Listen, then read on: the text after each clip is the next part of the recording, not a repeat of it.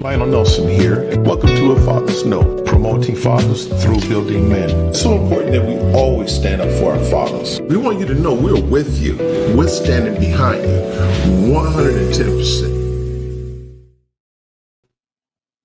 Hello, everyone, and welcome to another episode of A Father's Note. As always, we're glad that you took the time out of your busy schedule to spend the evening with us. And we have a great show again tonight. I know it's great because of the particular topic. We're going to be talking about, my guest tonight is going to be talking about my hero is an alcoholic, okay? No, you're not seeing double because I believe we had tapped into this conversation about 2 weeks ago, but we had some technical issues that kept occurring during the interview, which allowed the interview to be cut short. Nevertheless, Stowed, he agreed to come back so we can finish this conversation. I'm sure that in the process, we're going to do some recap, just kind of bring you up to speed as to exactly the logistics of the gist of the conversation so that we can get to where he referred to his father, get to that point where he referred to his father as an alcoholic. However, before we do that, I always have to do this here. And it's all about promoting mom and my mother. My mother wrote this book entitled Diary of a Virtuous Wife. Diary of a Virtuous Wife. And listen, you cannot go wrong if you are in a marriage. If you're in a marriage and you're dealing with either infidelity or any certain issues that arise, some of those things that arise that occurs in a relationship that brings division between you and your spouse. I'm going to say it because it could go both ways, men and women, the husband and the wife. But listen, you want to buy this book, okay? This is very good. Subtitle, How to Live with Infidelity and Win Doing It God's Way. It's a very good book, full of good wisdom. We've been getting some great testimonies on it, good comments on it. As to a success. Let me see, I'll put up, if you want to purchase this book, there's the Cash App number there, okay? Reach out to her, and hey, it'll be a good buy, be worth it, okay, to have this information, valuable information in your library. Okay, but without further ado, again, just bringing back my guest, kind of give you a little insight on who he is, set it up so that when he comes on, have some idea who is our guest tonight. His name is Lamar Hodges. He's 67 years of age, and he's been married 19 years to his beautiful wife named Regina Gigi Hodges. Okay. He has 6 children, 18 grands, and their ages ranges from 8 to 34 years of age, 8 months, I'm sorry, to 34 years of age. He is the eldest son of Reese and Mary Alice Hodges. They are both deceased at this time. He has 18 siblings, and his hobby is acting, fishing, and bowling. I think the last time I had him on, I think I had said I got to check him out with the bowling. We might got to go hang out a little bit with the bowling. But nevertheless, though, we're going to have a great show for you tonight. And without any further ado, I'm going to bring on my guest, Mr. Lamar Hodges. Let me get that right for you. Hello there, Mr. Hodges. How you doing, sir? I'm fine, Minister Nelson. How are you? Can you hear me? Minister Better Nelson? Than great, sir. Better than great, okay. I like to say. Okay, great. Yeah, you kind of break. Yeah. But we're gonna get through this here. Okay, so we were talking about the last time we was on. We were talking about why you say that your father was your hero, who happens to be an alcoholic. Okay. But let's if we can, I'm just going to open the floor for you to just tell your story. How do you come about that? Because it's a very interesting story, and I have no doubt in my mind that if that is going to be very beneficial to some people, especially if they live their life of unforgiveness, because I believe that's where the strength of the story lies in unforgiveness, and the reason why we want to forgive or have forgiveness, and why some people they just struggle with it.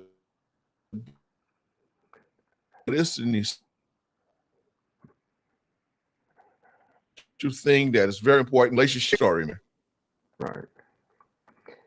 Absolutely. Well, once again, thank you, Minister Nelson, for inviting me to be a part of this awesome show. Yeah. And hold on, brother Hodges. Okay. Your mic is sounding distorted when you speak. It's sounding distorted. Okay. Okay, is it better now? No. It's still. Are you using the earpiece? Yes, I am. Try without the earpiece if you can. Okay. See what happens. All right. Let's see.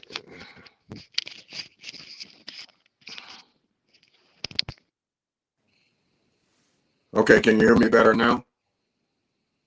Still doing the same thing. Wow. Oh my goodness. Let me see if I can. Okay, how about now? No, it's still the same. I don't know if listen, if you're listening, if you're hearing the static, please let us know so that we can make sure before we get too far into this conversation, this interview, that we can know exactly what we can address it, because we definitely don't want it to be so. I told you that, and listen, it's up. Don't want your story to be told, man. Yeah, that's no, but we're gonna get it done one way or the other. Wow. Hold on a minute. Let me something else. Log out and come back on. Log back and come back on. Try coming back on. Log out and come back on. Okay. Log back on? Yes, sir. Log out and come back on. Okay. Thank you.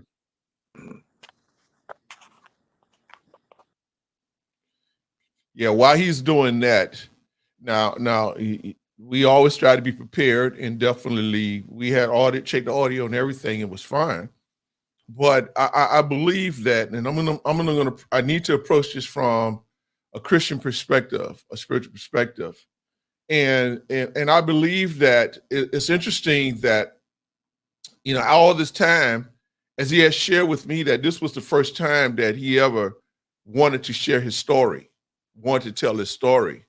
And even when we went to share it, he went to share it last 2 weeks ago. We ran into the same issues as far as technical. Now, A lot of that I thought was because I was remote and I was broadcasting via Wi-Fi. But here we are today. I'm in my studio. Everything is hardwired because I didn't like no glitches, no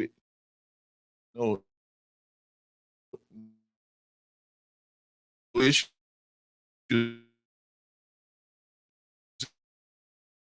Anything. The technical status because see this is even right now. Why am I doing this here? Why is my screen doing this? But I realize I believe that there's oh my God, how can I say that? We're dealing with some outside forces that is beyond our control that really doesn't want this man's story to be told.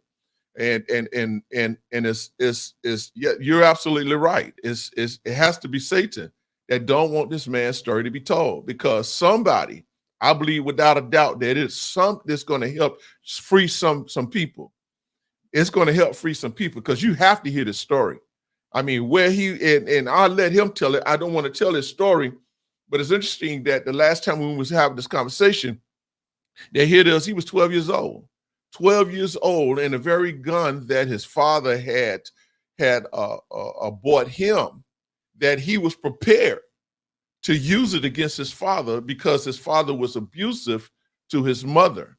And even he himself, because he would strive to intervene in between his mother and his father, he would end up becoming a victim to a lot of the abuse as well. But at 12 years old, after his father had bought him a gun, had bought him a rifle, had showed him how to use it, when his father began to, because of alcoholism,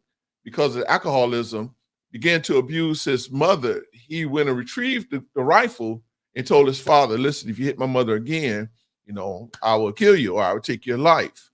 And from there, his life began to transition. Now that's a lot for, I really hate to even be telling it this far, but that's a lot for a 12-year-old to have to deal with that or to even have that mindset. And I was very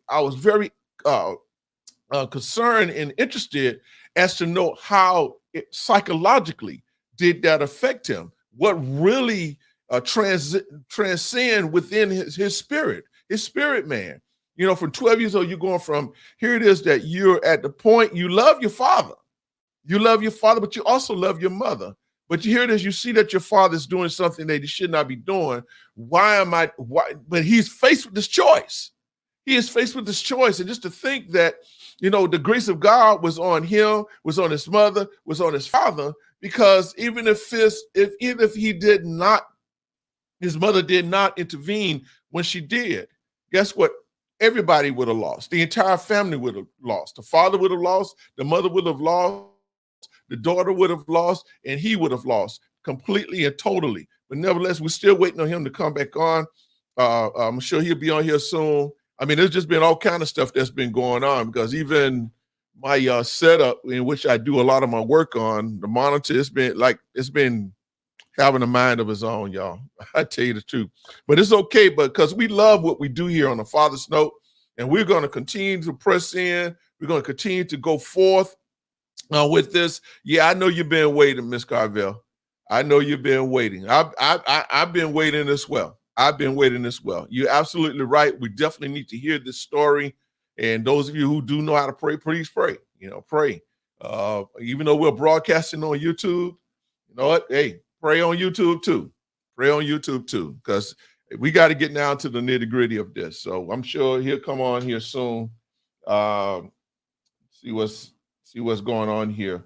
But I'm gonna tell you something. One of the things that I could say definitely about unforgiveness. Unforgiveness, man, will lock you up. It'll put you in a prison. It'll basically put you in your own personal prison.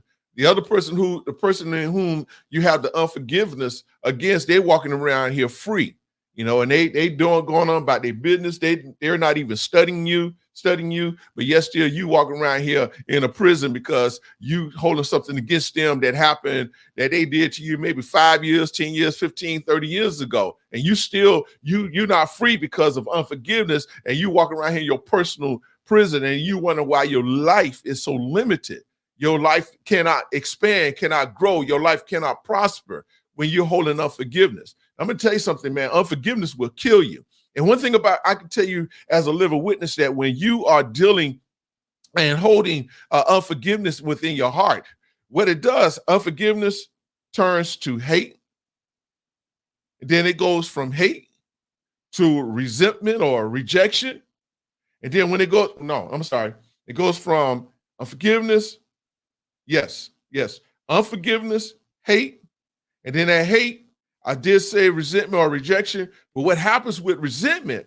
Resentment is what I feel is a catalyst to take you into having a murderous spirit, a murdering spirit. Now, you may not never physically murder anyone physically, but you can murder someone spiritually or speaking on their life. You always, everything that's coming out of your mouth about them, oh, they did this, they no good, I can't stand them, I hate them, blah, blah, blah. All those types of things, those things are not good.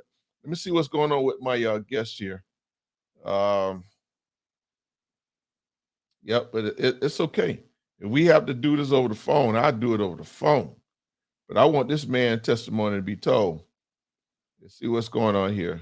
So I do apologize for the inconvenience. Those of you who are tuned in to watch, it's okay. We're going to, I know the next time what I'll do, I'll bring them in studio. You good, bro? I'm trying to do it on my computer now.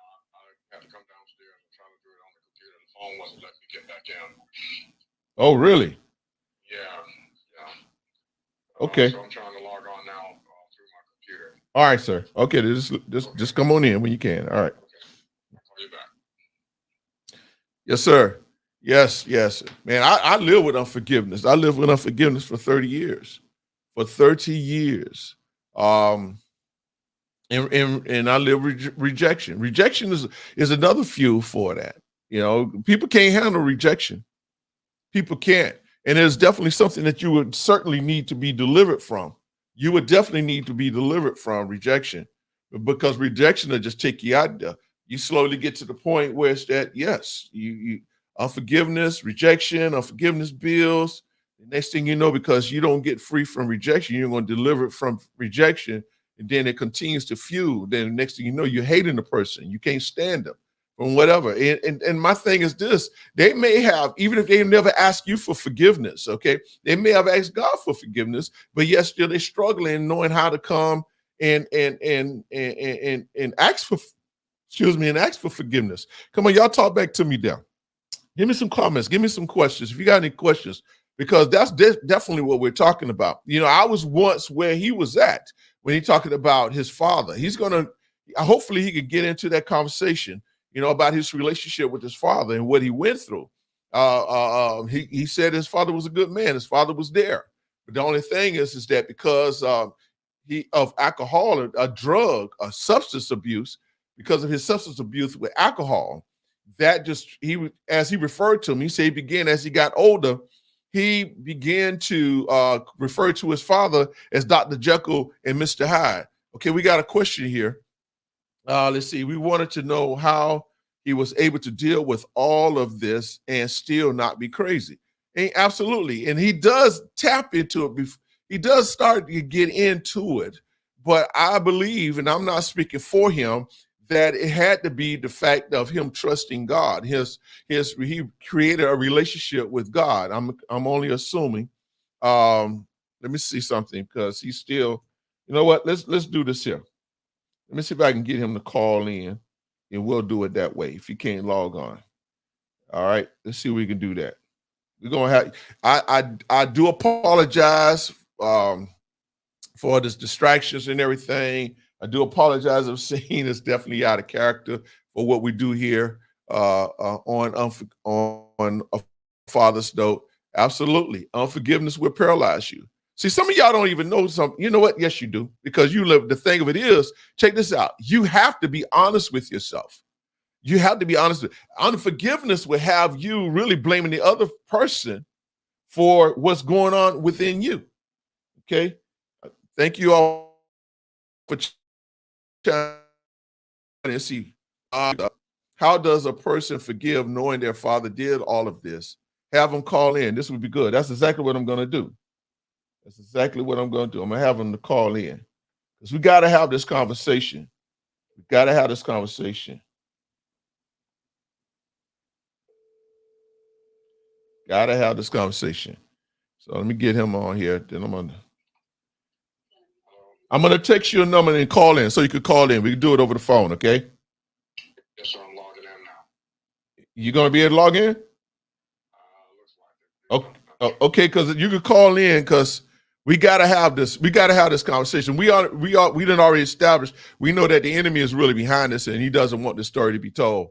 Although he was malfunctioning, he was still there providing for his family. Yes, he was. He sure was. He states that in the last conversation. You know. But this is real interesting. I think we may have him. We may have him back up right now. Okay. Yeah, I'm gonna give him time. I want him to talk. And we're gonna make the devil out of a lie tonight. We're gonna make the devil out of a lie because it's so interesting. He stated this. He's never shared this with anybody before. But here it is. I'm grateful that he thought that A Father's Note was a platform that was safe enough for him to tell his story. And here it is now. He's finally in that point where he wants to share his story, and then we're getting all these distractions. Y'all know ain't nothing but the devil. The devil's a lie. And you know what? He picked on the right show. Because no matter what, we're going to have this conversation, and we're going to give him the space and the time in order to share his story. And so I see him logging in. He's getting set up. And when I'm just going to be quiet.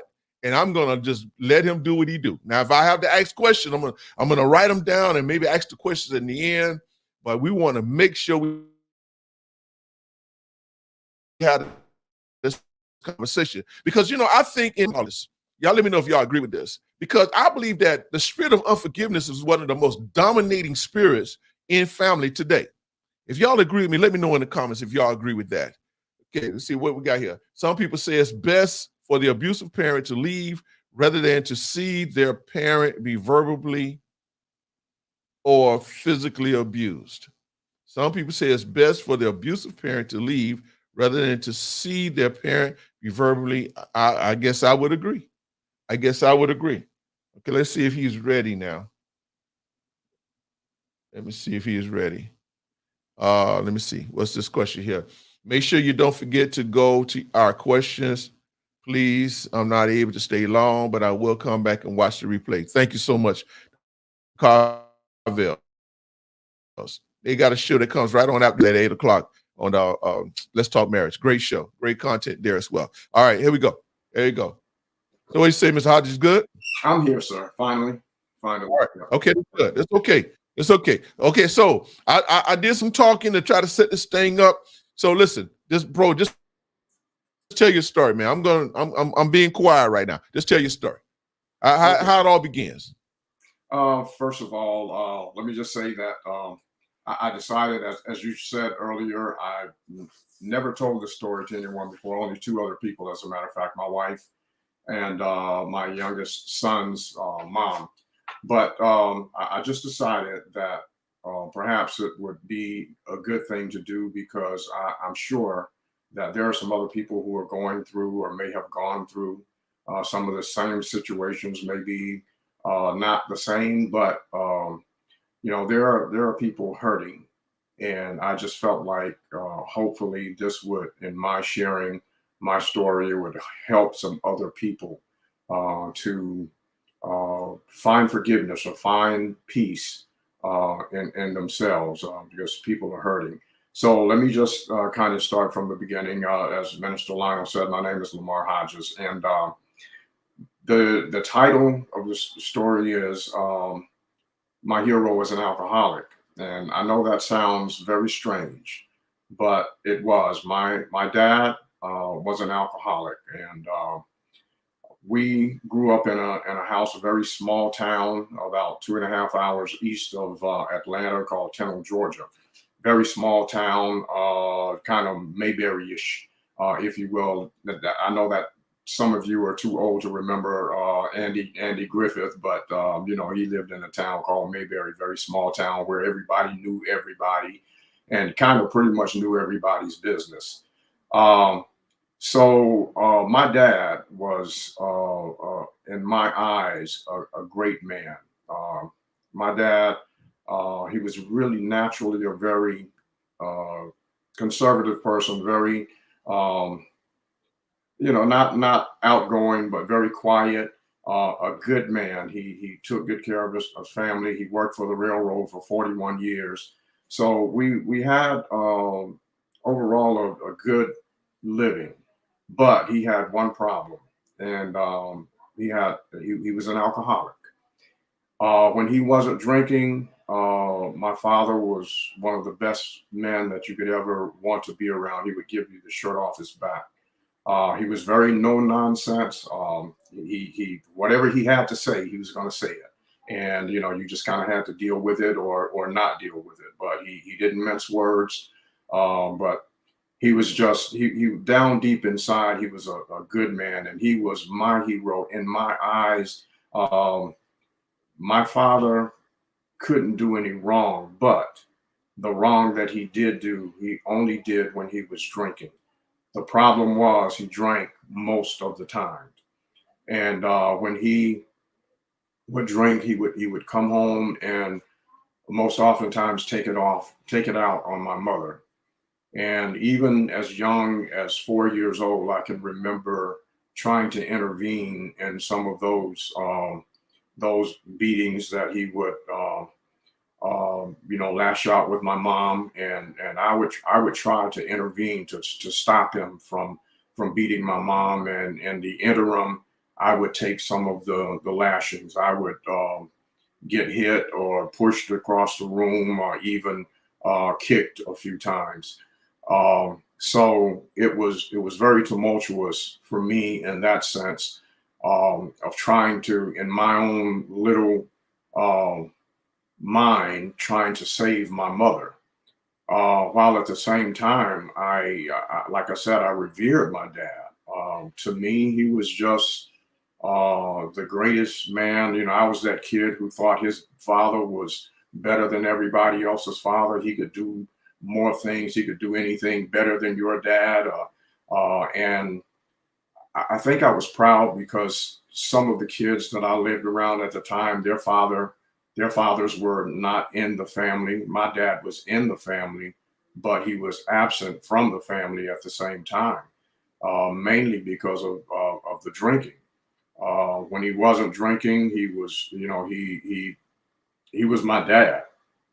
But what that caused was, and I didn't understand it then, but it built up a great deal of anger in me, to the sense that I would go to school every day, um, hoping.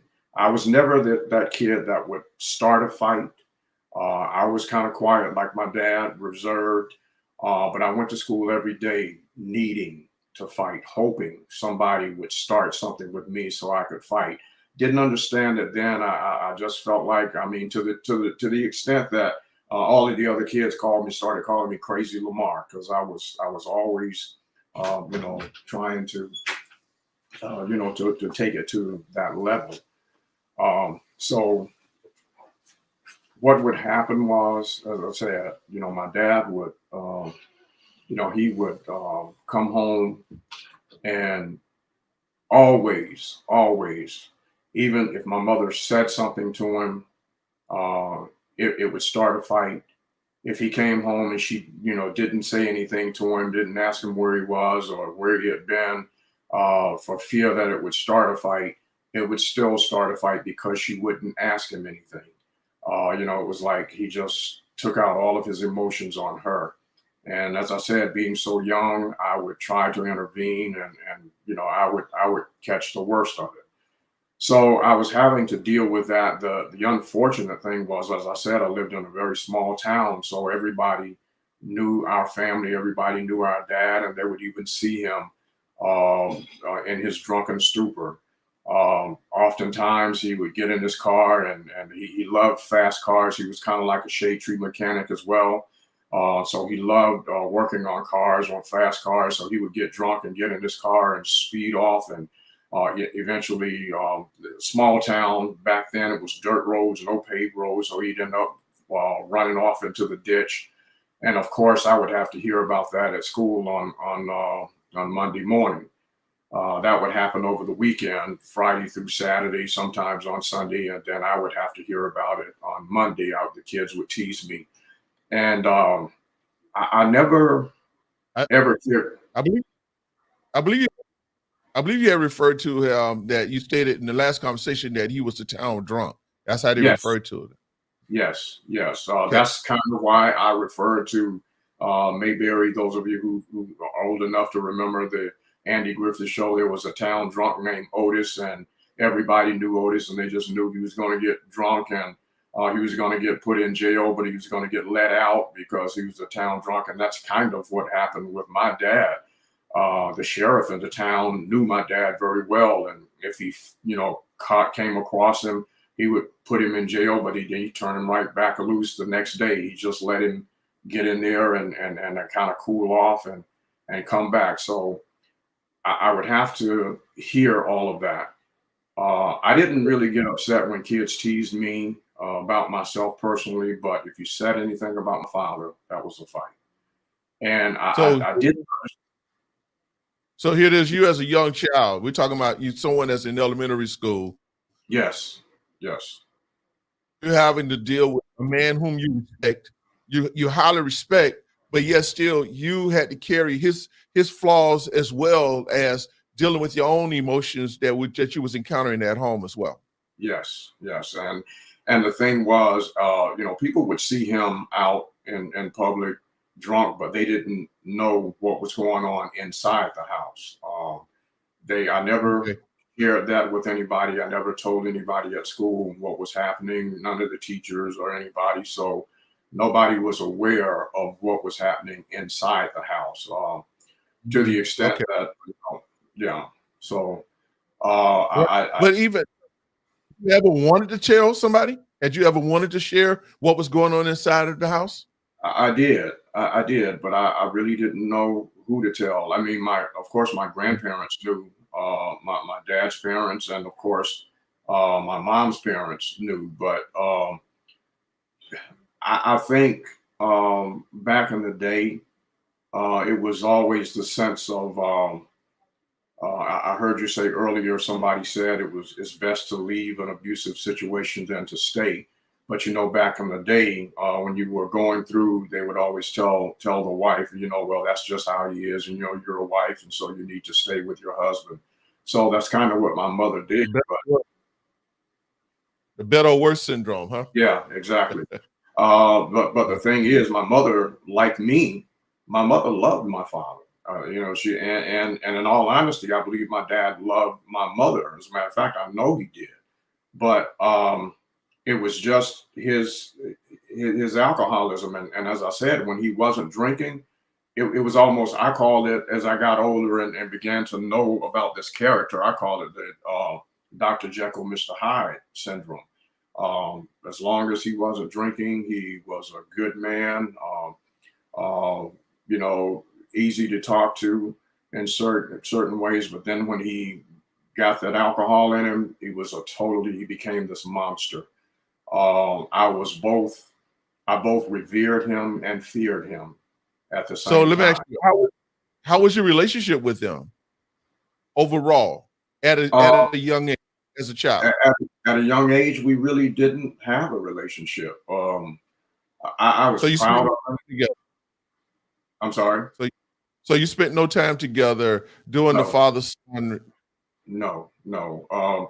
And it wasn't because we could not have, but had he not been drinking, I believe we could have. The only thing that my father and I shared, and I think it was mainly because I wanted him to be proud of me. My dad loved baseball, Mhm. particularly the Atlanta Braves, and so I positioned myself. I had to become the best baseball player around. So I played baseball even if I had to do it by myself. I would get in the front yard and throw the ball up against the house, and I was a pretty good shortstop. I could play pretty much any position on the field. But I wanted my dad to be proud of me, and I thought that was the best way or the only way because I knew how much he loved baseball. So I just became what I thought was a really good baseball player. And as a matter of fact, the only real fond memory I think I had that my dad and I actually spent together one afternoon, I was in the front yard playing baseball by myself, you know, throwing my ball up in the air and catching it and throwing it away from me and running and catching it, you know, making diving catches, you know, in my sense, perfecting my skills as a player. And I had several baseball gloves. The one Friday evening that my dad didn't come home, take a shower, eat, and then get in the streets and go drink.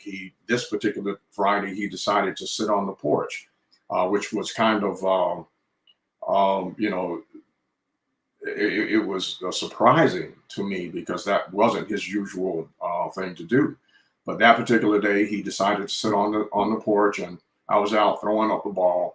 And one of the times that I threw the ball up, it got away from me and it rolled over by the porch where he was sitting.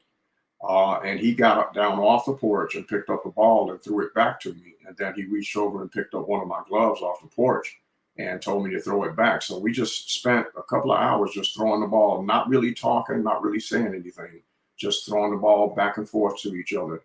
But to me, Right. that was a great time because for that short period of time, I had my dad. You know, the Okay. man that I revere. Let me. I got a comment here. Let's back up a little bit. This comment here says, "I'm sure as a child, no one could help. Back in your time, I'm sure parents kept things to themselves. This person says that they hated that. What do you say to that? You feel that's pretty accurate? That's spot on. Because, Okay. as I said, my mother, she wouldn't tell anybody about the beatings. Of course, after a while, like I said, my grandparents on both sides found out about it, and of course, my dad's parents would talk to him about what he was doing. But the only problem with that is, I believe it was, you know, I guess if you want to call it that, a hereditary thing, or because my father's father was an alcoholic as well, and he had brothers who Let me, were alcoholics, so it kind of trickled down, if you will. I think. did you ever become an alcoholic? I'm sorry. What did you ever come? Were you tested? Let me rephrase that question. Were you tempted with the drinking or with the alcoholism as well? No, absolutely not. As a matter of fact, that's watching how alcohol caused my father to react, Mhm. and his father, and some of my grandfather's brothers. I was determined, and I, you know, even as a young child, I determined myself that I was never going to be like that. And I Right. figured out the only way that I could ensure never becoming an alcoholic was to never start drinking. So I stayed away from all of Mhm. that. Now, So man, no, let's fast forward to when you was 12 years old. Tell us okay. about what happened when you were 12.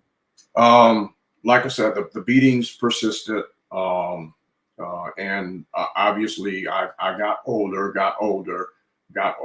and the beatings persisted. And of course, every time I would interfere or intervene, so to speak, to try to stop my dad. Well, when I reached 12 years of age, first of all, my dad, for my 12th birthday, my dad bought me a 22 rifle. He loved hunting. He loved shooting, fishing. He taught me how to fish. He taught me how, in one of his lucid moments, he taught me how to fish. You know, he loved going hunting, but he taught me how to shoot both a rifle and a pistol because, you know, my grandparents lived on a farm. So, you know, we had these big, wide open spaces where we could go shoot at birds, at trees, at whatever target, cans off a fence, you know, whatever. So he bought me a rifle, a 22 rifle for my 12th birthday. And I was born in December. My birthday is December 7th. But this incident I'm about to tell you happened maybe around February, March, I'm thinking, somewhere around that. But anyway, he came home one Sunday morning in one of those drunken stupors, and my mom had just finished making breakfast and everything, and the only thing she said to him was, Breakfast is ready. You can eat if you want. And from out of nowhere, he just started yelling and cursing at her. And she said, Reese, please don't start this morning. And of course, he hit her. And, it just went on from there. And he was, beating her profusely at the time. So, in my mind, I was like, okay, this is it. This has to stop. I can't deal with this anymore. So the only thing I could think of to do, I went and pulled the rifle down off the wall, and I pulled it and I cocked it. And I fully believed that I was going to kill my dad that day. That's where my mind was. I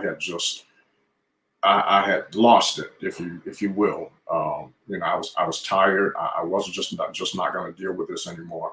And the only reason I did not was because my mother, even though she was standing there bleeding and beaten to a stupor, she stepped between us and said, "No, Lamar, this is your father. You can't do this." And I told her, I said, "Mom, I'm tired. I'm going to kill him today." And she told me, she said, "The only way you're going to kill him is you're going to have to kill me first."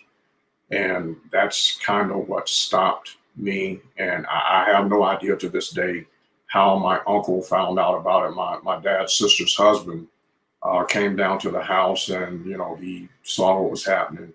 He got me, took me away, and took me to my dad's parents' house, and to kind of get me away from that situation. And I knew my dad wasn't going to come to his parents' house because his father was probably the only man on the face of this earth that, I don't want to say he feared him, but he had so much respect for his dad. He wasn't going to challenge his dad. So I ended up living with my grandparents for about 6 months. After that, well, no, it wasn't. It was maybe about 2 months, because shortly after that, that's when my mother decided to take me and my younger sister and move to Daytona Beach, which is how we ended up in Daytona. Let me ask you a question. Let me interject something here. Question. So here it is, you're 12 years old. You're getting ready to make a decision that will alter your life for the rest of your life. And it would change not only your life, but the life of your mother, the life of your father, and the life of your sister, because you had a sister who I assume was 8 years old at the time. Yes. This is not the initial question I was going to ask. How did it affect her? Dealing with the domestic abuse, the domestic violence that was going on. Did you see, or did it affect her? Did you two have any conversation about what was going on? Yes, it affected her. I mean, of course, when she witnessed all of this, she would cry, and she would be terrified, even to the extent that, as young as she was, the doctors said, because she would become very agitated and nervous, and the doctors even said, diagnosed her as having shingles as young as she was. So it became a very tragic situation. So in my mind, I had to protect both my mother and my sister, because obviously whenever she would see it, she would never try to intervene like I did, but she would just be just in turmoil. I mean, to the point that she would lay down on the floor and crawl under the sofa and under the bed and stuff like that. So, it was just a horrible situation. So you technically was making an adult decision for adults at 12 years old. Right. Yes.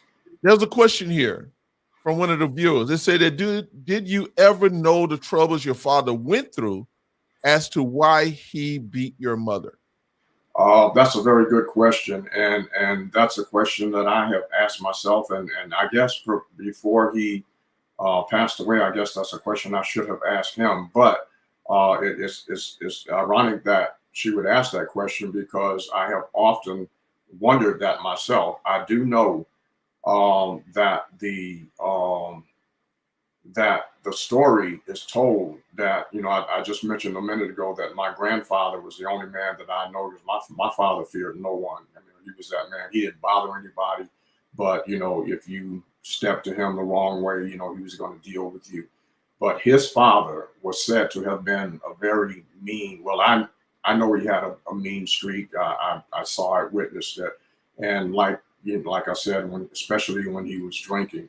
The story is told that he was asked to leave one town where he grew up in because he was in so many fights. He was known to carry a switchblade knife and cut several people, and the sheriff asked him to leave town, which is the story I've heard, and I heard that as a child.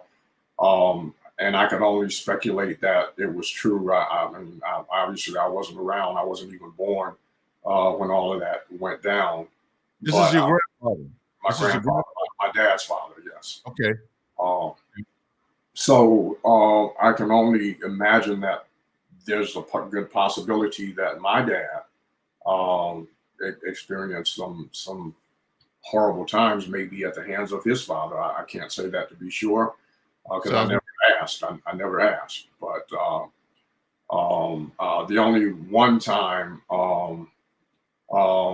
the only one time that I can remember my dad saying something to that extent, he had two sisters, and of course they grew up on a farm. And my dad said he was out one day. He was 17 years old at the time, and he said he was out plowing the field, and one of his sisters came out to where he was, and was talking to him, and he said out of fun, he really didn't mean it, but out of fun, he kind of tied the reins to her hand, and somebody called him, and he looked around, and at the time that he looked around, the mule took off running, and he drugged my aunt, his sister.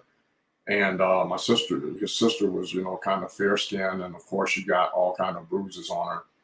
And my dad told the story that when my grandfather came out and saw what was happening, my dad said he ran the mule down and stopped him and everything. But by this time, his sister had all kind of bruises on her, and he said, his father beat him. He said with a cane, to the point that he was bloody and stuff like that. So that's the only instance that I ever heard him talk about anything that my grandfather did to him. But he kind of laughed it off. He said, I was 17 years old, almost a grown man, when daddy whipped me like that. Let me put this comment up, because this, you know what? I think there's a message here that fathers need to hear. I think there's a message here. The viewer says that in my mind, there had to be something to do with his father. And I myself was somewhat leaning that way and very curious about it. And because it says that sometimes abusers hurt people who they feel they are bigger than because they were harmed. In essence, they were harmed themselves. So therefore, if they cannot give harm to the person who is harming them, then they would end up therefore choose to do it to someone else that they feel is very more volatile. Now, Right. but I think the fact that one of the things that's very important, though, because the question was actually you because of what you saw, the effects of the alcohol that it had on your father, you chose not to incorporate that in your life. Right. The next question I would want to ask you, though, what about the abusive side? I was never abusive. I mean, I didn't beat anybody. I was determined that I was never going to do that. Okay. I got married or whatever. My only thing was, like I said, I would fight if you pushed me to that point, and most oftentimes I felt the need. I didn't understand it as a younger kid. I didn't understand why I would always want to fight, but as the person is saying here, I know now that I had the need to fight because I couldn't fight my dad, so I had to take it out on other people. Uh, Mm-hmm. so it was just that stigma that I earned, I guess you might say, of being a fighter, being, like I said, they call me Crazy Lamar in school, to the extent that my youngest son went to spend some time with my grandfather. My son grew up revering his grandfather. He he went to live with him for a while, and he called me one night, and he said, "Daddy, let me ask you something." And I said, "What is that?" And he said, "Do you know a guy named Larry Hooks?" And I said, "Yeah." I said, "He's one of my former schoolmates." I said, "Why did you meet him?" He said, "Yeah." He said he runs a corner grocery store down here, and I just happened to go in. And when he saw me, the first thing he said to me was, "You've got to be Lamar Hodges' son. I know you're too young to be his brother." He said, "But you got to be his son." And he told him, he said, yes, I am his son." And he said, "The first thing he asked me, Daddy, is your daddy still crazy like he was when he was in high school?" And so he asked me, he said, "Daddy, what did you do and I just simply told my son, I said, "Well, son, I was, dealing with some stuff I didn't understand at the time. And so, I was, just always getting into fights and stuff like that." So I kind of left it at that. I didn't really get into the whens and whys. So you became aggressive through fighting. Yes. That was your aggression. That was your outlet. That was your reason for getting into fights, to relieve yourself because of what you was experiencing and going through at home. Question though, I want to ask this. Okay, so that's what happened to that. Let's say that was the traumatic effect that it had on you. Question I want to ask, and I don't know if you can answer this or not. How, in what way did it affect your sister, even as she became an adult? She Let me, kind can of, let yeah, me add another part to that question. mhm. Because she saw the physical abuse, let me see, did what she witnessed allowed her to become a victim of abuse, to your knowledge? No, no, not to my knowledge. She and her husband have been married, I think, 30 something years, and he's not that kind of a person. To my knowledge, he has never ever done that. And it's a, I have often heard her say that she would never allow something like that. If somebody ever put their hands on her like that, she would, that would be the last time. And now, whether that meant that she would just leave them, or do something to them or whatever. But she just said that she would never allow anything like that to happen. But what it did do, um, from my perspective, where I was concerned, was it made me extremely, extremely protective of both my mother and my sister. After my mother took us away and divorced my dad, I immediately, and my mother never told me I had to do this, but immediately in my own mind, I became the man of the house. And I was extremely protective of my mother and my sister. My sister came and told me the story one time. Um, the area that we lived in Daytona was called Soul City.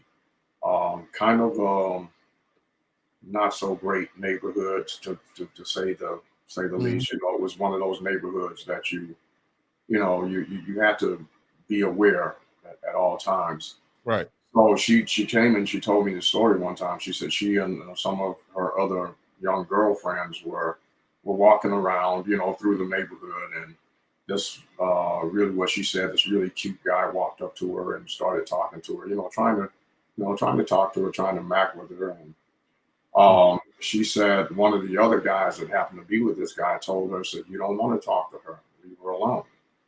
And the guy was like, "Yeah, but she's pretty, man. I kind of wanted." And so the guy told him, "So well, that's Lamar Hodges' sister." And the guy kind of backed away. So she came home and she asked me, she said, "What have you done?" I said, "What are you talking about?" And she said, I was trying to, this guy was trying to talk to me, and he was cute, and somebody told him that's Lamar Hodges' sister. You don't want to mess with her." And he left me alone. So what have you done? And I said, "I haven't done anything, but I was extremely protective of my mother and sister. Right. So let's get to the next part, which I think is very important. So you don't transition from adolescent, teenager, young adult. So when did you begin to realize for yourself? I'm sure there's more we could say. That let's get to the unforgiveness. How did that come about as it pertained to your father? As I grew older, as I said, I was just so upset and so angry. Um, I both revered him, and I couldn't understand how it was that I was so willing to fight for the honor of someone who was causing so much pain and Wow. anguish in my family, to my mother, to me, to my sister. I couldn't understand that in my own mind. I couldn't understand how it was that I loved this man and was so proud of him and revered him, but at the same time, in my mind, I hated him. As I grew older and came into the knowledge, I don't think I ever really hated him. I think I just hated who he was when he was drinking. Because way down deep inside, I always knew who my father was, who the real man was. So, but I was just torn between how I was so willing to fight for the honor of someone who was causing so much pain. Right. I guess it, for the lack of a better word, caused a lot of confusion in my mind, a lot of hurt and pain in my heart, and so I was just a kid who just had a whole lot of anger in me, and so my mother. And the next thing I couldn't understand was how it was that my mother, who was the receptor of the majority of this abuse, how it was that she could still love him, and I knew she still loved him. I had heard her tell her sister the only reason that she even left him was to take me away from that situation, because she felt like if she stayed, one of two things was going to happen. Either I was going to end up killing my dad trying to keep him from hurting her, or I was going to cause my dad to kill me to keep me from killing him, from abusing her. I heard her tell her sister that, which is who we moved with when we moved to Daytona. So, and that caused another thing in me, because now I'm feeling like, okay, I'm the reason my mother and father are divorced. My mother Wow. left because of me. I caused all of this, and I was simply trying to stop what was happening.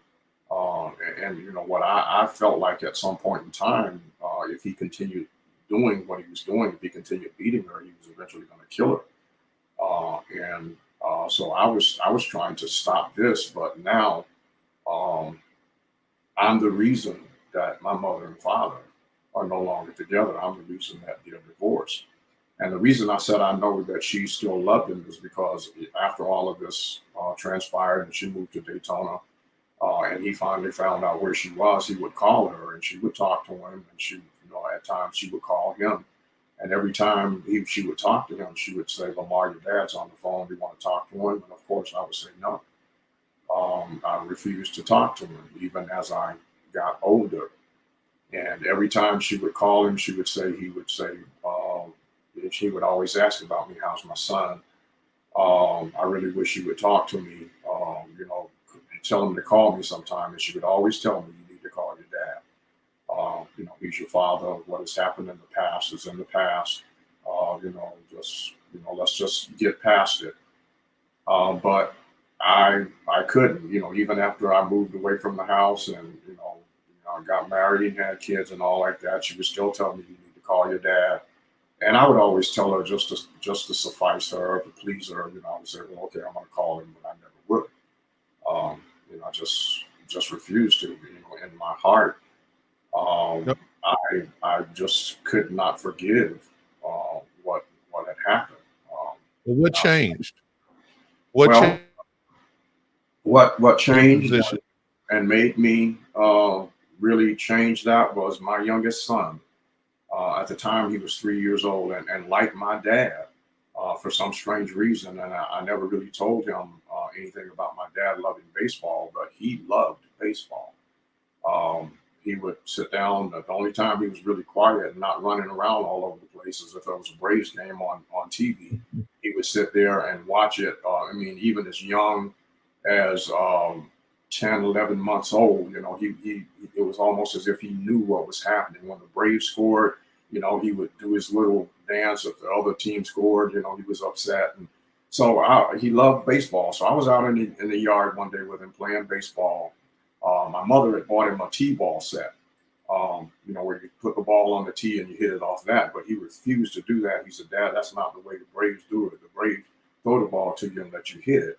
So he wouldn't hit off the tee. So I would, pitch the ball to him and he would hit it and he would run the bases. And so that's what we were doing one day. And I was just thrilled and pleased. I was just, thanking God, for my son. I was like, man, I really enjoy my son. God, thank you for my son. And, he is such a blessing to me. And I was just, just so thrilled and so happy. And all of a sudden, I heard this voice say to me, "Your father has a son that he loves too." And, of course, I was, just kind of blown away and I just kind of shook it off. But almost instantly, as I heard this voice in my head, and this is not what we were talking about. We were playing baseball, but my son reached down to pick up the baseball and he picked it up and then he turned around and looked up at me. And just out of nowhere, he asked me, he said, "Daddy, do I have a granddaddy?" And it caught me so off guard. I didn't even know how to answer it. I didn't say anything. I just, stood there looking at it. And he asked me again, he said, "Daddy, do I have a granddaddy?" And of course, I couldn't lie to him. So I said, "Yes, you do have a granddaddy." And he said, So he's 3 years old at this time. He's 3 years old. So I know it had to be God. But he said, "Well, how old were you? How old? I was 34 at the time because my son was born when I was 31. So I was 34 at the time. He said, he asked me again because I didn't answer him at first. And he asked me again, he said, "Daddy, do I have a granddaddy?" And I said, "Yes, you do." And he said, "Well, where is he? Why haven't you ever," I told him where he lived and everything. He said, "Well, why haven't you ever taken me to see him? I want to see my granddaddy." Right. So, I was, kind of like stuck. I didn't know how to handle that at the time. And so I went in the house and I told his mom, I said, I told her what he had said. And like I said, I never really told her the full story, but she knew some of what the experiences I had experienced with my dad and the alcoholism and everything. So she asked me, she said, "Well, what are you going to do?" And I said, "Well, he asked me if I would take him to see his granddaddy, and I told him no. I didn't have the heart to tell him. I didn't have the heart to tell him no. So I told him yes, I would take him." I said, "So, I guess I'm going to have to take him." And so that particular weekend was coming up. I just happened to be off work that particular weekend, and she asked me, "Well, are you going to take him?" And I told her no. I said, "Not this weekend. This is something I have to do by myself right now, just being my dad." I knew I had to talk to him. So I drove the 2.5 hours from Atlanta down to where my dad lived. And all this time we hadn't talked to each other. And all the way down there, the 2.5 hours, I was, saying, what am I going to say to this man? We've never really had any kind of relationship. What are we going to talk about? What am I going to ask him? What kind of questions will I ask him? What kind of questions will he ask me? What will he say to me? What are we going to talk about? I kept trying to talk myself out of even going. Almost all the way down there, I was trying to find reasons to turn around and go back home, even to the extent that when I drove up in his yard, I knew he was at home because he had this Lincoln Continental that he never let anybody drive. He was the only one that would drive it. So his car was in the carport. And I got out of my car and I walked up on the porch. And even then, I was like, what am I going to say? What are we going to talk about? So I knocked on Mhm. the door, and it took him a while to get to the door. And so by this time, you see the cartoons that have the little devil on the right shoulder and the angel on Right, the shoulder. right.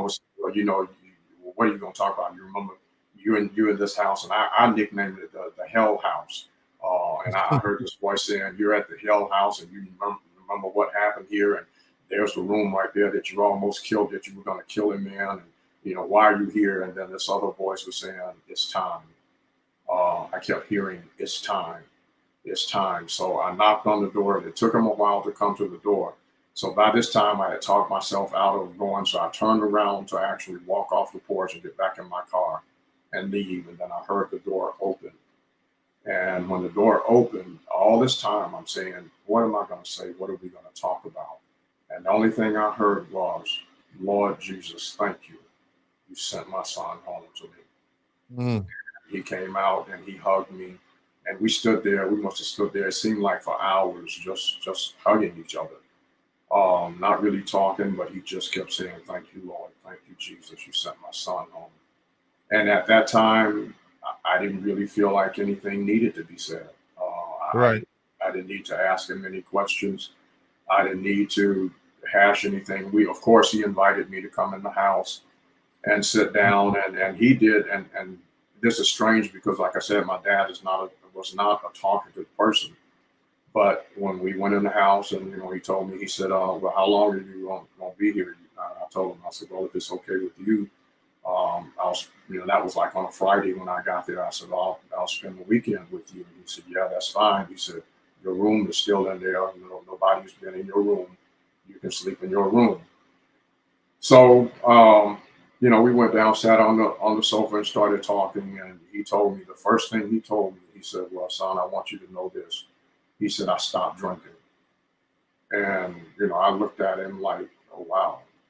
And he told me the story. He said, "I was on my way one Friday when I got off of work. I was on my way to the liquor house to get a drink." He said, "I heard this voice say to me, 'Reese, if you take this drink today, you're gonna die.'"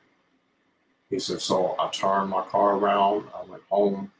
And he said, "I prayed and asked the Lord, so if you just take the taste from my mouth, I promise you I'll never drink again, not even a beer." And he said this, he said, "That liquor caused me to lose everything that meant anything to me.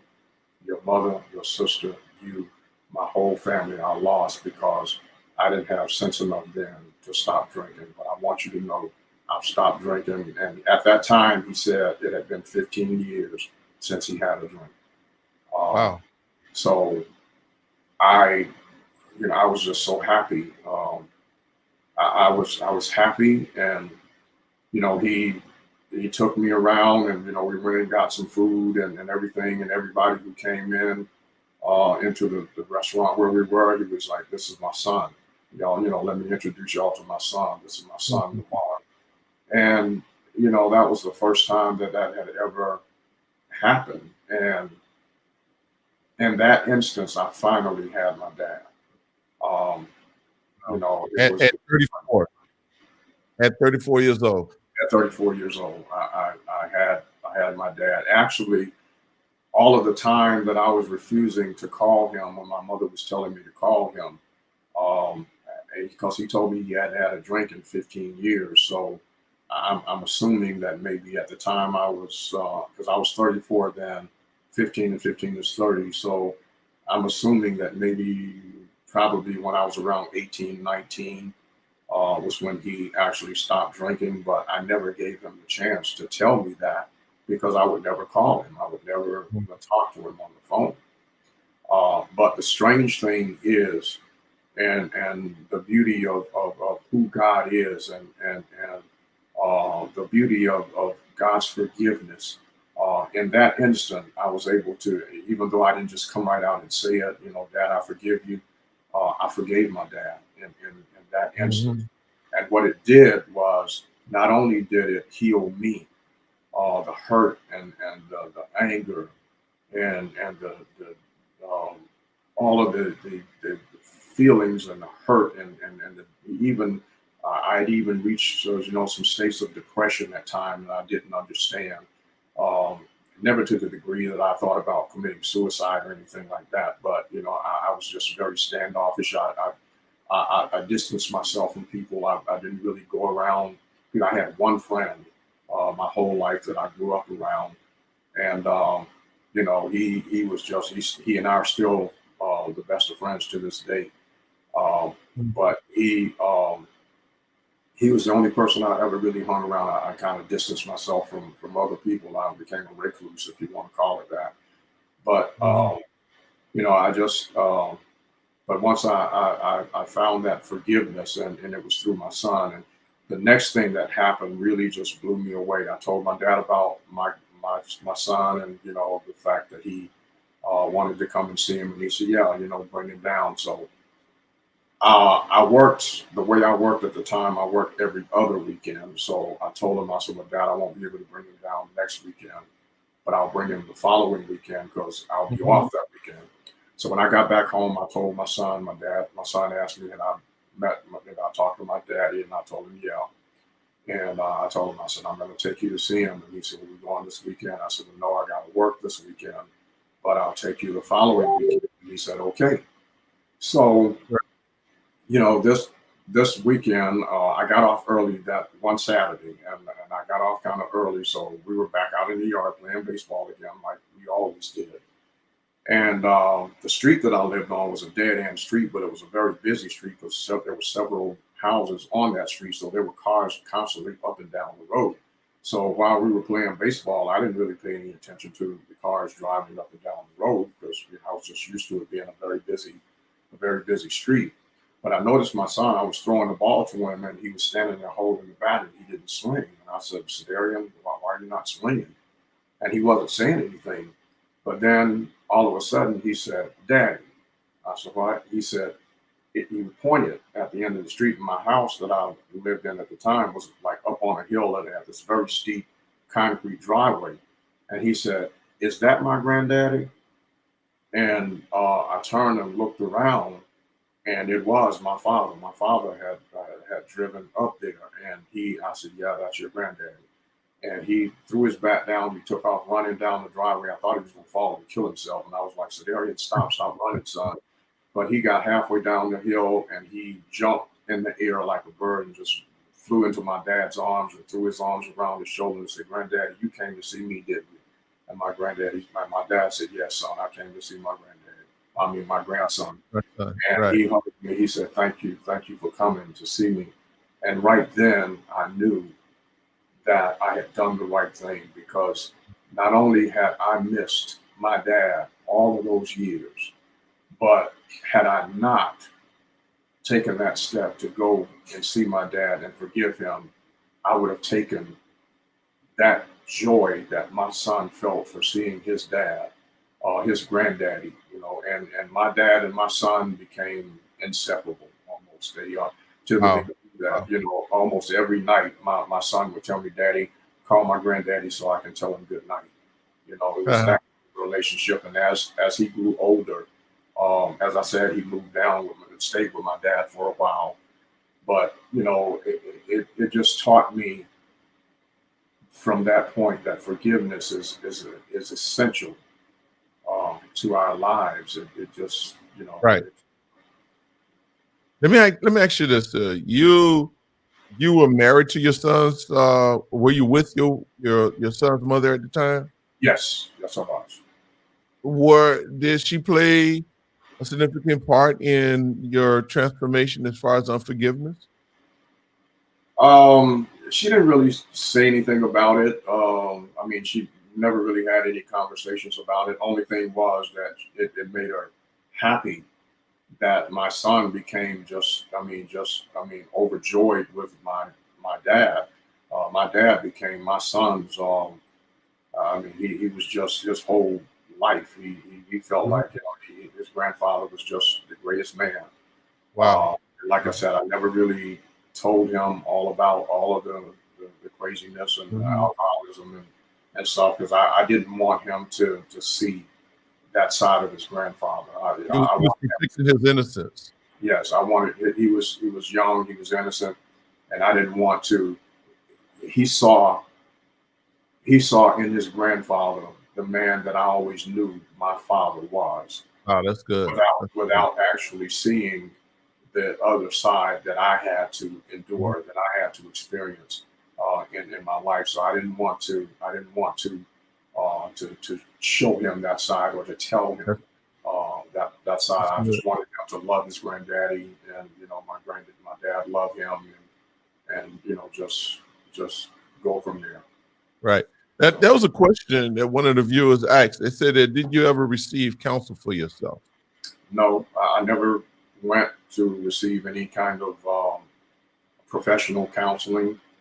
I just thank God I had saved grandmothers.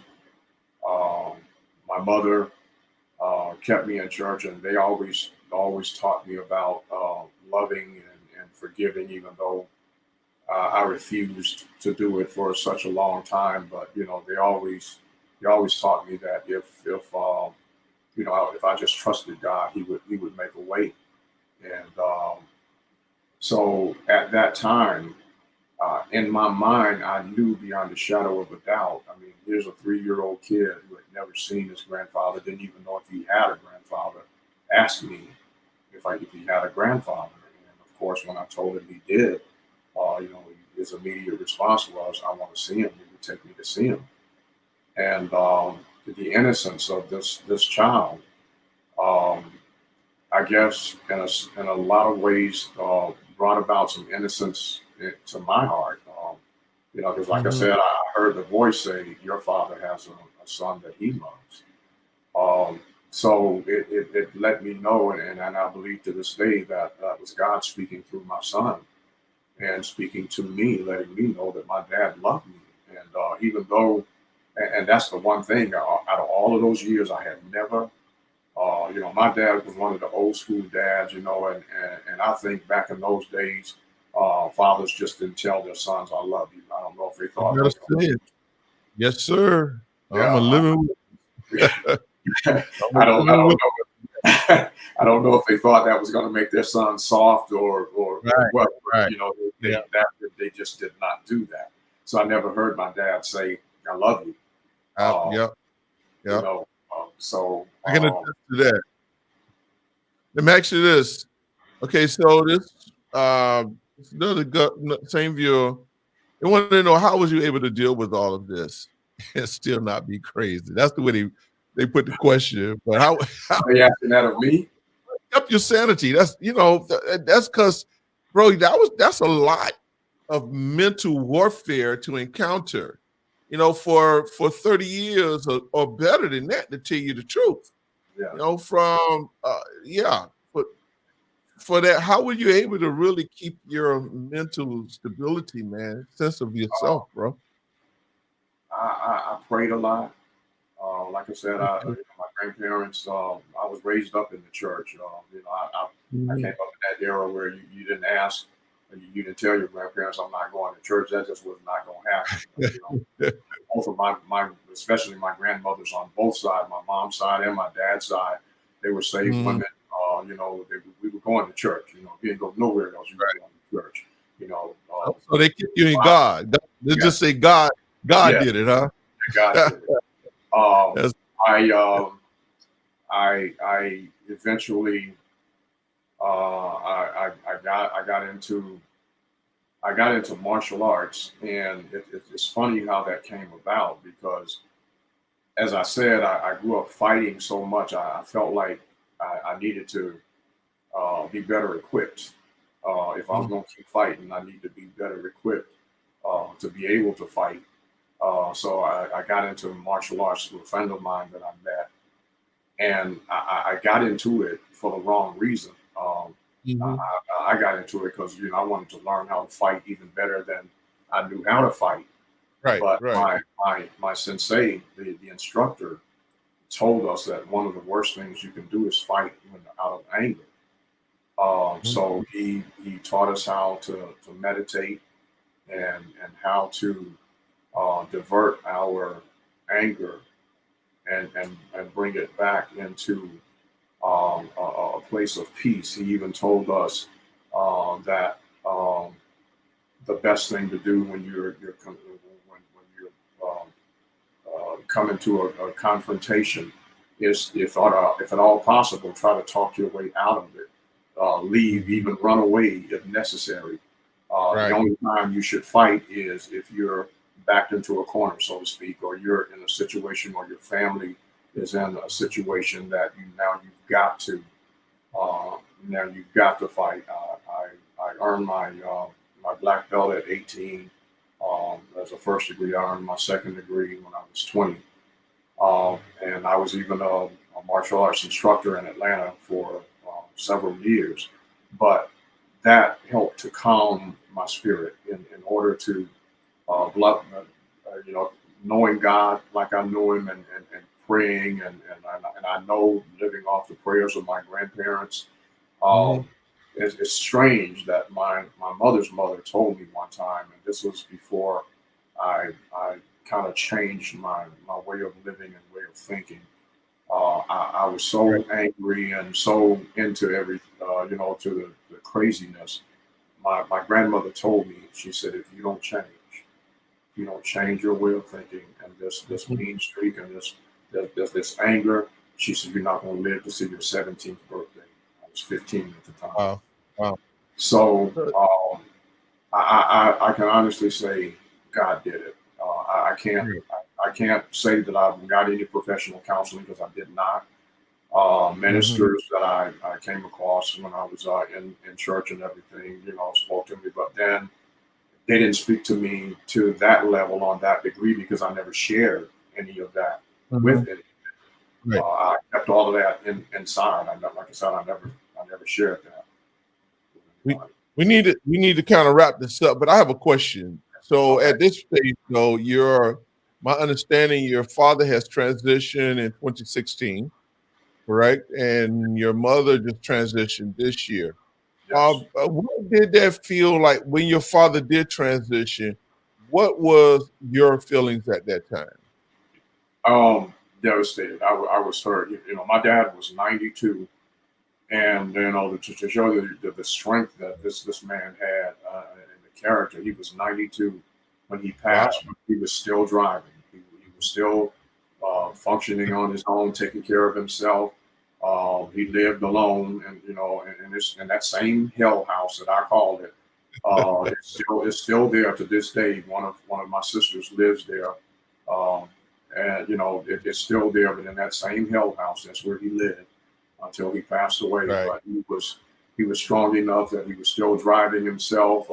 He was still um, that same Reese Hodges, and he never changed.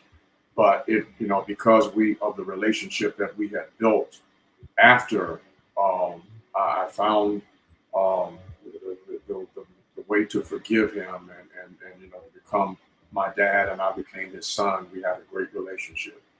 Um, so I was hurt. I was devastated. I was here in Miami, and my younger sister, that same young sister that was so devastated, that went through this with me, she happened to be down at my dad's house at the time. She was spending time with him. She Mhm. had, we both had come to a point that we had forgiven him, and we were just happy that we had our dad. We had daddy, and we could have that time with daddy again that we missed so much when we were little. She was there, and when he passed away, she was the one who called me and told me Right. that he had transitioned, and he had a heart attack. Right. Um, but yes, it was devastating.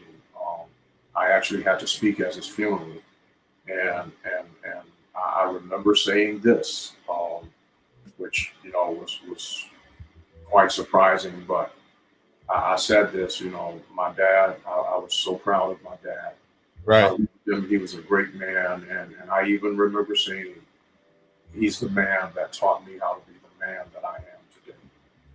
Wow. Um, um, So you know, it's, somehow I got past all of that.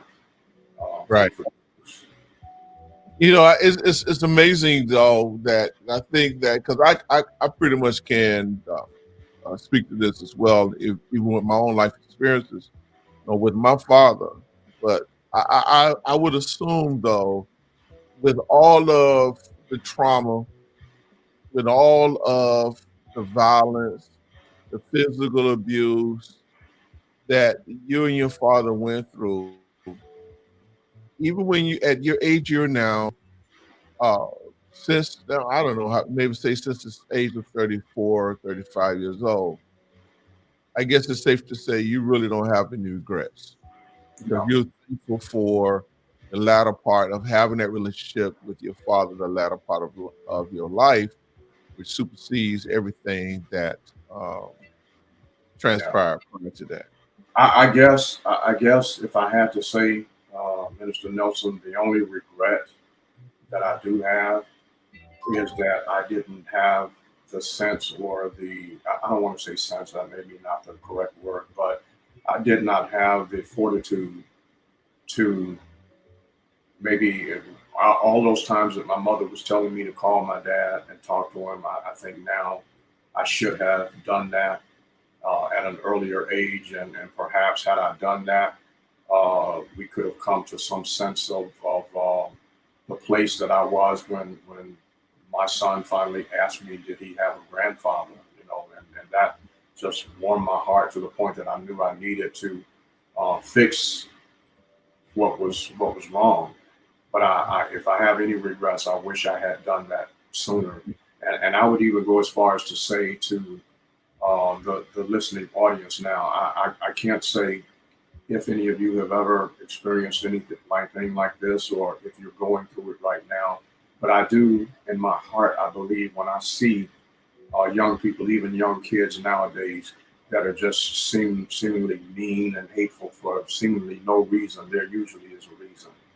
Um, and most oftentimes, even grown people, grown up, who are mean and hateful and won't smile, won't talk to anybody, that there usually is an underlying reason, and it most often stems from things that may have happened to them in childhood.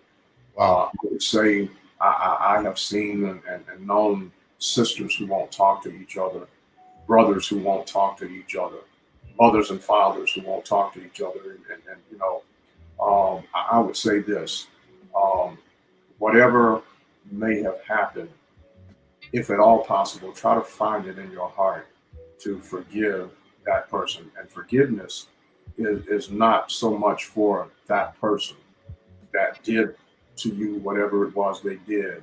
It's for you. It's to heal you. I didn't understand that until I finally found the way to forgive my dad. It was a healing for me. I didn't have all that hurt. I didn't understand. If I may, I want to just read something because I kind of did some research on this, on forgiveness, and I just wanted to read one thing, if I may. I know it's almost time for us to get off, but 1 John 1:9 says, what does God say about forgiveness? That's the question. If we confess our sins, he is faithful and just to forgive us our sins and cleanse us from all unrighteousness. And Hebrews 8:12 says, and I love this, for I will forgive their wickedness and will remember their sins no more. God, when he forgives us, he says he throws it into the sea of forgetfulness, never to come up before him ever again. And then Proverbs 17:9 says, love prospers when a fault is forgiven, but dwelling on it separates close friends. Wow. That's good. And that scripture right there says everything to me, because um, when we forgive, God promised us that when we forgive our brothers for their trespasses, it says, I believe it's Matthew 6:14 and 15 says, when if we will forgive our brother his trespasses, then our heavenly Father will forgive us ours. But if we Right. not forgive them, then the Father will not forgive us. Absolutely. And I know in my heart that forgiveness is necessary. and it's necessary more so for us than we, because if somebody hurt you intentionally, then they probably don't care one way or the other. But Right. if you find it in your heart to forgive them, then it starts to cleanse you. Absolutely. So I would say to the listening audience, if you got something going on in your life like this, it may not be easy. It wasn't easy for me. Absolutely. It's a challenge, bro. Yeah. Hey, but brother Hodges, thank you so much, man, for your time, man. I don't even know I don't even have the words to say, but I certainly appreciate you coming on, sharing your story. We here at the Father's Note are definitely honored that you choose this platform to share your story on, and we're believing definitely that and praying that it would definitely be helpful and meaningful to someone who hears the message of your story of unforgiveness, especially dealing with it in what you encountered from the age of 34, and then you were set free at 34. 30 years. Something about that 30 years, bro, because my journey of unforgiveness lasts for 30 years as well. Wow. Something about I got to look that number up, see what's biblically you are. Biblically, let me make that clear. But thanks again, man, for being a member. Just so I'm gonna put you backstage, and then I'm gonna get right back to you. But let me get off here. Okay. We have come and gone so far. All right, we'll be with you. Yes, sir. Hello, everybody. Thank you so much for being a guest here, a visitor or viewer tonight, and your participation. I know we did go rather long and lengthily here, but it's okay because I definitely wanted to get this message out about forgiveness.